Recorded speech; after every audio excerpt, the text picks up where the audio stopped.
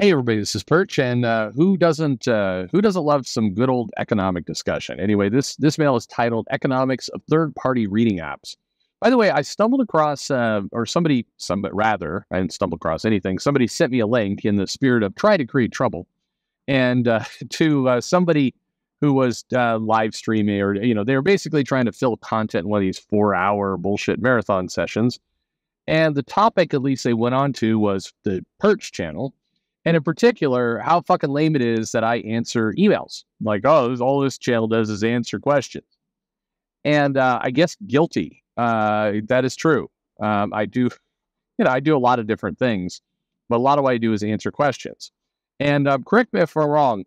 How exactly is this different from somebody charging you a $10 super chat to read their shit on the air? Except I'm not charging you anything. You just send in an email, and eventually I get to it, and it goes up. I guess mine takes longer, but on the other hand, it's free. So, fuck off, you people. I don't know. I say these things invariably. Somebody's like, this is, you cause trouble with yourself when you try and say these things. I guess so. But at the other hand, like, come on, you assholes. Come on. Okay. You clearly have nothing to. Clearly, all the problems in comics are solved if we've come to the point of bitching about Perch being a whisper network shill, or Perch answering emails as a core problem. In the spirit of Texas, y'all crazy.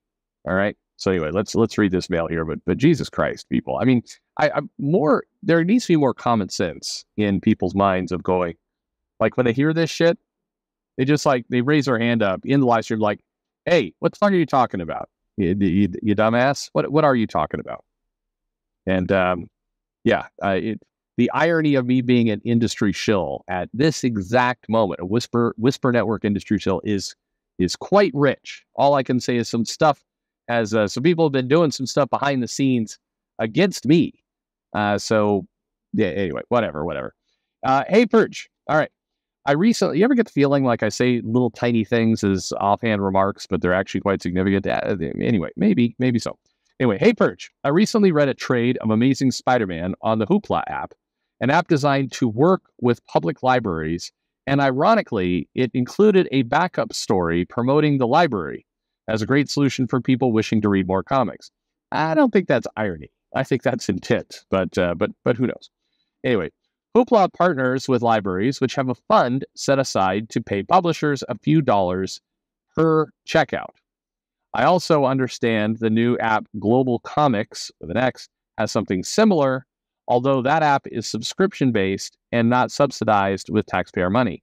My question for you is this: are these third-party partnerships bringing in a significant amount of income for Big Two publishers, and do you see the space continuing to grow into a viable digital solution for comics? So if you aren't familiar with this, it was described well in the mail.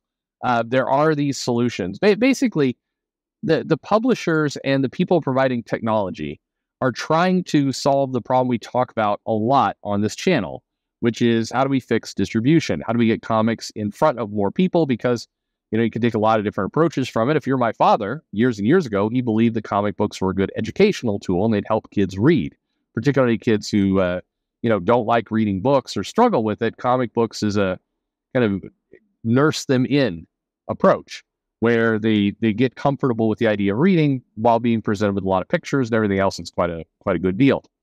But, or whether you just altruistically want to have comics out there, or whether you're a publisher and you want to make more money because you know that making more money is very tied to having more comics available for sale. All of these things are possibilities. Anyway. Everybody's trying to solve this problem. And so one of the problems is to say, well, how do we handle it with the libraries? The libraries do not have the money or the funding to buy tons and tons of trades. Some do anyway. But by and large, it's challenging, to put it mildly, to do this. And on top of that, a lot of libraries are working very hard to convert to digital. They've got a lot of grants to provide readers to kids and everything else. So digital is more of a thing that needs to be taken care of. And comic books are somewhat unruly because the publishers really have no coherent digital strategy themselves. So thus enters a third party like a Hoopla or some of these other groups that's designed to take the work away from libraries because they don't have the staff or the funding or the ability to program something or get comics scanned, and do something that the publishers probably should be doing just on their own but aren't. And so that's why these things exist.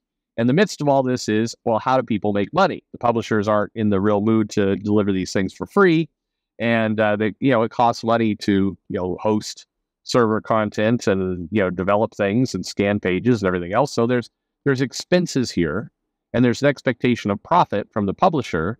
And despite what you may have read on or heard on other channels, libraries are not just sitting on billions of dollars of taxpayer money that they're just gleefully handing out to anyone who makes a comic with some gay in it. Yes, there are funds for it, but it's not enough money. None of this is enough money. This is the part nobody talks about when they get into these various, exposed libraries paying for woke content.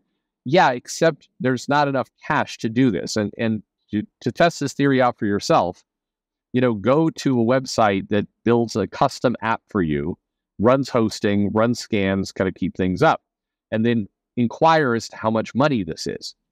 It's not cheap.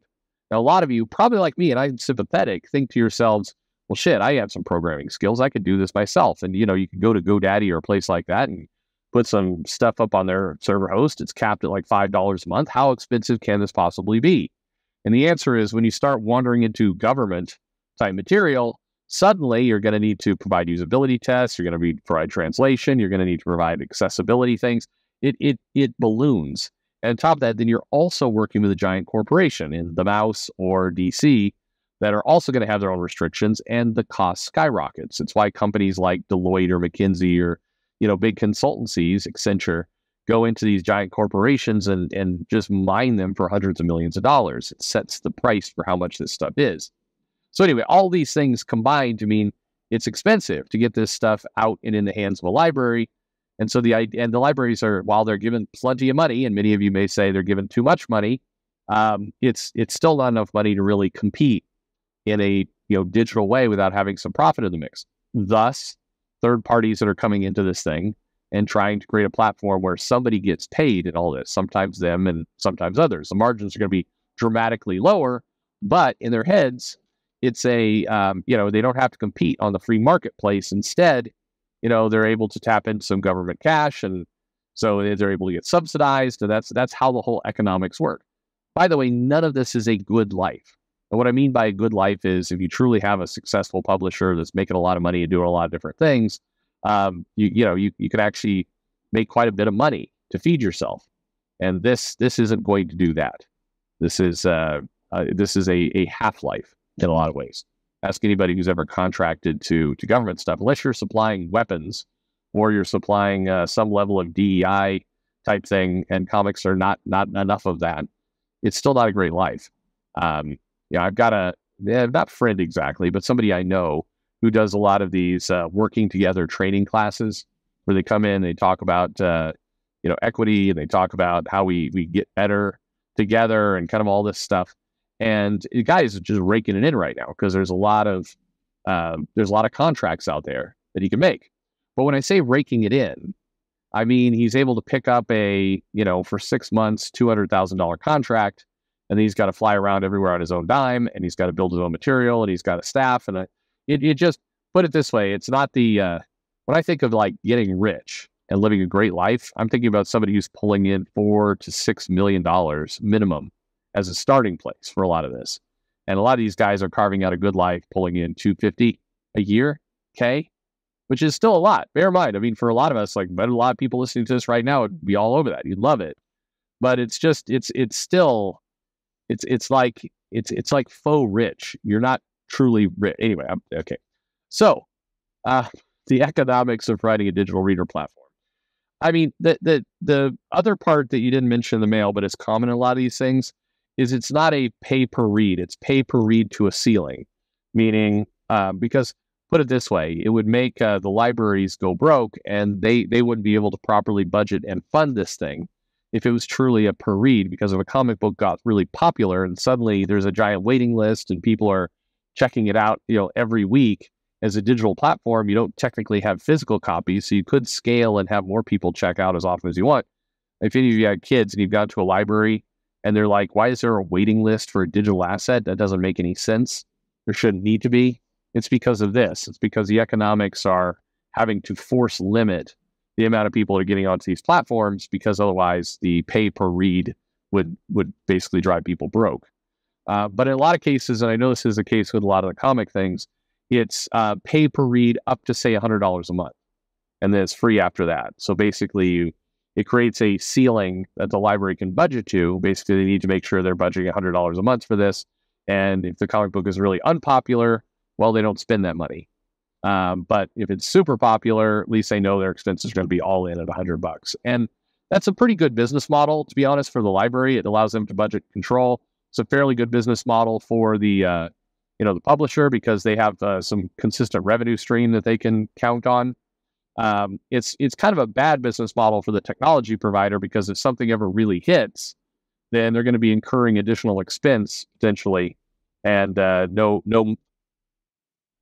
financial no financial upside for that risk. The phone did something weird there while I was recording. No big financial upside for the risk, but you still have, plenty of the cost. And so that's really kind of where it all sits. I think they haven't cracked it yet in terms of what a good business model is. They need to, but hopefully somebody can figure out. Anyway, hopefully that answers your question and helps. Let me know in the comments below what you think. Like and subscribe, of course. And thanks for listening.